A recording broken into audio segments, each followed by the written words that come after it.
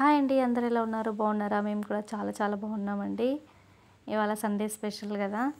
Sunday special అని మా వాళ్ళైతే లేట్గా లేచారు. మా ముగ్గురు పిల్లలు, మా ఇద్దరు పిల్లలు అయితే త్వరగా లేచారు. వాళ్ళైతే బ్రష్ చేసుకుని టిఫిన్ అయితే చేస్తున్నారండి. మా చిట్టి తల్లి అయితే లేట్గా లేచింది. లేట్గా లేచి చూస్తుందండి నన్ను. నేను వచ్చేసరికి ఆమె ముందు ఉండేసరికి నన్ను చూసి ఈ ఈ ఈ అని అంటుంది. క్యూట్గా అంటారు కదా పిల్లలు, ఎంత ముద్దొస్తారో కదా. వాళ్ళ నుంచి పక్కకి వెళ్ళాలనిపించదు. అందుకని కాసేపు కూర్చొని తనతో కాసేపు మాటలు పెడుతున్నానండి. చిన్నపిల్లలు ఉంటే టైమే సరిపోదు, అసలు టైము వెళ్ళిపోతూనే ఉంటుంది. ఫైనల్గా అయితే నేనైతే మార్నింగ్ బ్రేక్ఫాస్ట్ అయితే ఉగ్రాని చేశానండి. మా ఇంట్లో అయితే ఉగ్రాని చాలా చాలా ఇష్టం అండి. మా ఆయనకి, మాకు కూడా చాలా ఇష్టంగా తింటాము ఉగ్రానిని. ఏదైనా చేయాలేనండి అని అడిగితే పక్కా చెప్తాడు, ఉగ్రాని చెయ్యి అని చెప్తాడండి. అదండి మార్నింగ్ బ్రేక్ఫాస్ట్ అయితే. మెల్లిగా టైం అయిపోయిందండి లంచ్కి ప్రిపేర్ అయితే చేస్తున్నాడు. టైం అయితే సండే వస్తుంది కానీ అలా వెళ్ళిపోతుందండి. ముందుగా అయితే గ్యాస్ స్టవ్ ఆన్ చేసుకొని నేనైతే రైస్ కుక్కర్ని పెట్టేసుకుంటున్నాను. మామూలుగా కుక్కర్లు గిన్నెలు పెట్టకుండా రైస్ కుక్కర్ పెడుతున్నాను కదండి. ఇవాళైతే ఆయిల్ రైస్ అని కొంచెం ఎక్కువగా వండుతున్నాను. ఇంట్లోకి అయితే కొంచెం బంధువులు వస్తున్నారని ఇలా చేశానండి. కొంచెం ఎక్కువగా చేశాను, అందుకని రైస్ కుక్కర్లో అయితే రైస్ చేశాను. ముందుగా పోపు అయితే నేను దీనిలో వేసుకొని వాటర్ పోసేసి అయితే రైస్ కుక్కర్లో పెట్టేస్తాను. ఈజీగా త్వరగా అయిపోతుందని ఇలా చేసేసానండి. ఎక్కువ రైస్ కూడా కదా, అందుకని రైస్ కుక్కర్లో వేసేసాను. ముందుగా అయితే నేనైతే మసాలా దినుసులు, జాపత్రి ఆకు, ఆనియన్స్ని వేసి బాగా టాస్ చేసుకుంటానండి. వీటిని బాగా వేయించుకుంటాను. వేయించుకున్న తర్వాత ఆనియన్స్ని కొంచెం బాగా వేగిస్తే ఆయిల్ రైస్ అయితే చాలా చాలా టేస్టీగా ఉంటుంది. మనం స్కిప్ కూడా చేసుకోవచ్చండి. ఆనియన్స్ ఆప్షనబుల్ మనకి.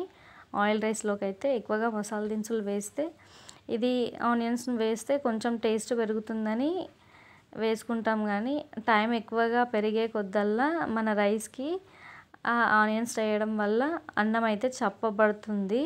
అది మీరు గమనించారో లేదో, అన్నం చప్పగా పడి ఇంకోటి ఖరాబ్ కావడానికి మనకు ఆనియన్సే అండి. అలా అన్నాన్ని పాడు చేస్తూ ఉంటాయి. ఆనియన్స్ ఎక్కువగా వేగవు కాబట్టి అన్నంలో అలా ఖరాబ్ అవుతుందండి. నేనైతే ఇవి వేగిన తర్వాత అయితే తుంచేసుకున్న పుదీనాను అంటే కొంచెం అంత వేసుకుంటానండి. పెద్దగా ఈ ఫ్లేవర్ అయితే మా ఇంట్లో అయితే ఇష్టం ఉండదు, అందుకని కొంచెం తుంచేసుకున్నాను. తర్వాత జింజర్ పేస్ట్ కూడా యాడ్ చేసుకుంటానండి దీనిలోనే. అది బాగా వేగిన తర్వాత అయితే సాల్ట్ కూడా యాడ్ చేసుకుంటాను. సాల్ట్ యాడ్ చేసుకొని కరివేపాకు వేయకుండానే కొత్తిమీర వేసేస్తున్నాను.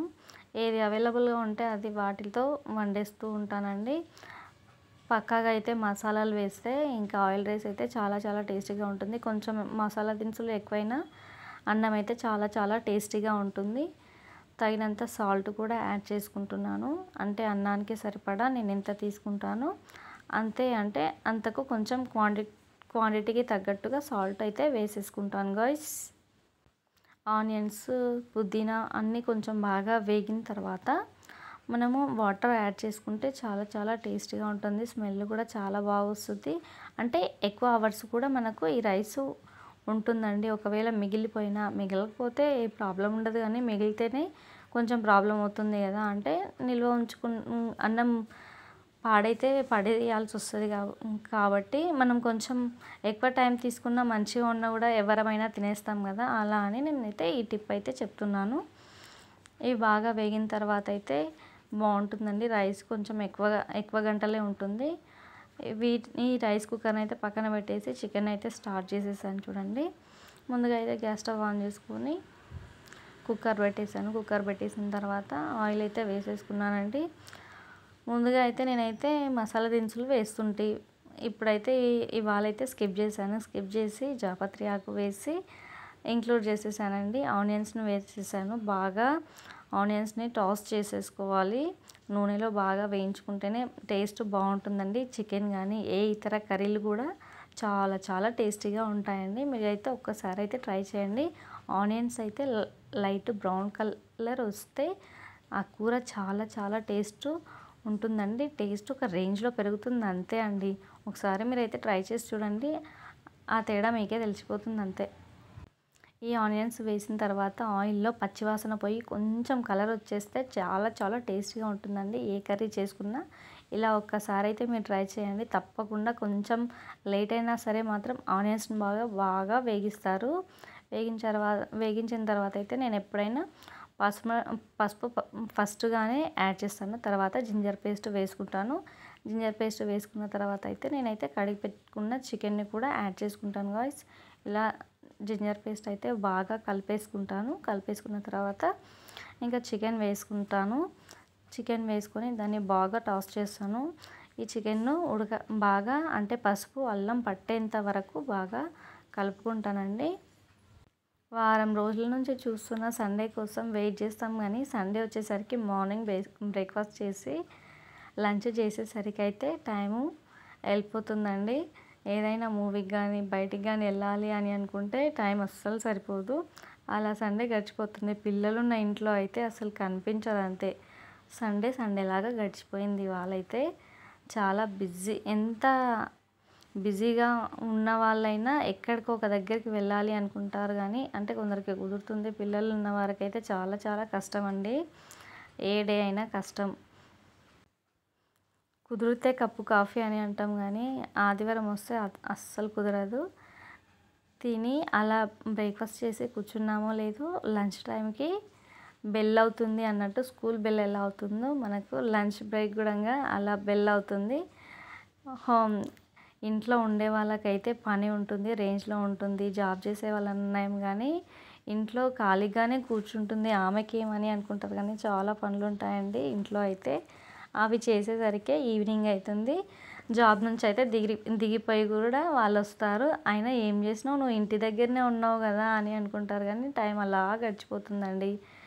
అయినా సగం పనులు కాకపోయినా కూడా కొందరు ఆమె ఏం చేస్తుంది, ఊరికనే ఉంటుంది, అయినా పని చేసుకోలేదు అని అనుకుంటారు, కానీ మన పరిస్థితి మనకే తెలుస్తుంది అలా అన్నమాట.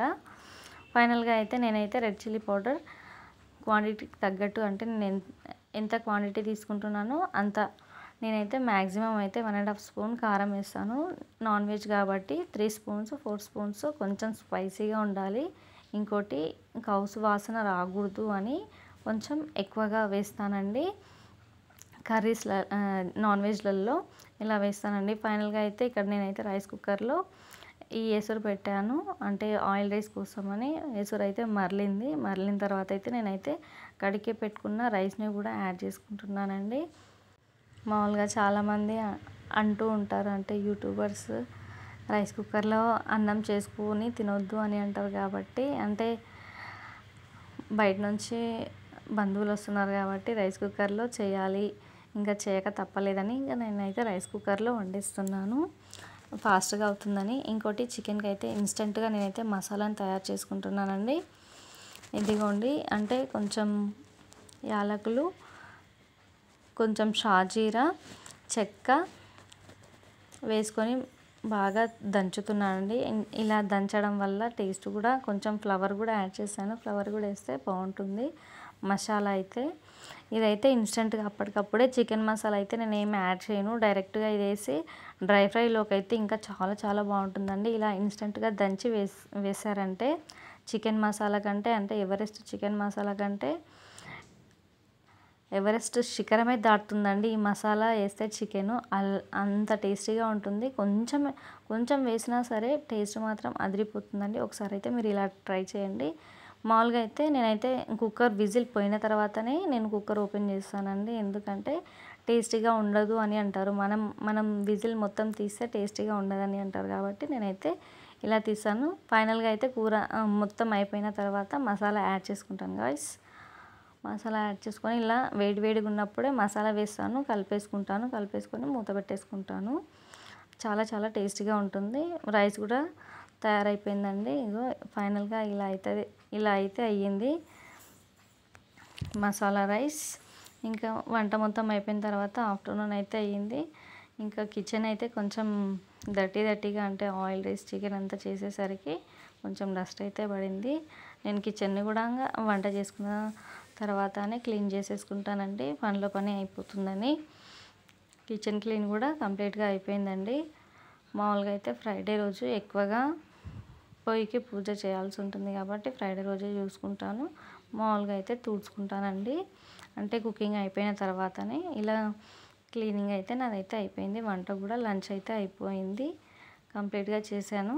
చికెన్ ఆయిల్ రైస్ అయితే చేశానండి. మా పిల్లలైతే తిందామని కూర్చున్నాం. ఇంకా మా పిల్లలైతే భలే అంటే ఎంతో తినే వాళ్ళలాగా కూర్చున్నారు, కానీ అదంతా ఉట్టిగానే కూర్చున్నారండి.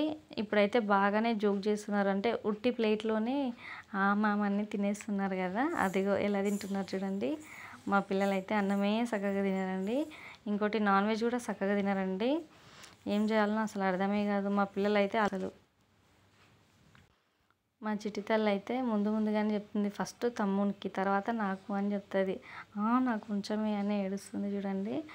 నాకు కొంచెమే అంటే కొంచెం వేస్తలేవని వెనకాలకి పోతుంది చూడండి. అస్సలు ఏది సరిగ్గా తినదండి, సరిగ్గా తినదు అస్సలు. మాట అంటే వినదు. పెద్దగా అవుతుంది కదా, ఇంకా ఎక్కువ గౌరవం అవుతుంది. చికెన్ చేశానురా, చికెన్ స్పెషల్ మనది ఇవాళ, మంచిగా తినొచ్చురా అని అంటే నాకు చికెన్ వద్దు అని వెనకాలకి వెళ్ళిపోయింది. చూస్తున్నారు కదా మీరు, నాకు చికెన్ వద్దు అని అంటుంది. కొంచెం వేస్తా తినరా అని అంటే నాకు చారే అని చెప్తుందండి. ఇలా చేస్తుందండి మా చిట్టి తల్లి అయితే. ఇదేంటి అని అంటుంది, ఇది జాపత్రి ఆకురా, తీసి పక్కన పెట్టేసి తినరా అని చెప్పిన. ఈ మధ్యలో అయితే మా బంగారు తండ్రి అయితే తింటున్నాడు చికెన్ని, బాగా సూపర్ అని అంటున్నాడండి. ఈ మధ్య ఈ 2 వీక్స్లలో కొంచెం బెటర్మెంట్ ఉంది మన దగ్గర. కొంచెం అయితే చికెన్ తింటున్నాడు. వాళ్ళకి తెలిసొచ్చిన తర్వాత వాళ్ళు చికెన్ కానీ మటన్ కానీ తింటే వాళ్ళ ఆప్షన్, తినకపోతే వాళ్ళదే అండి. మొత్తం అయితే దీన్నే ఒపీనియన్.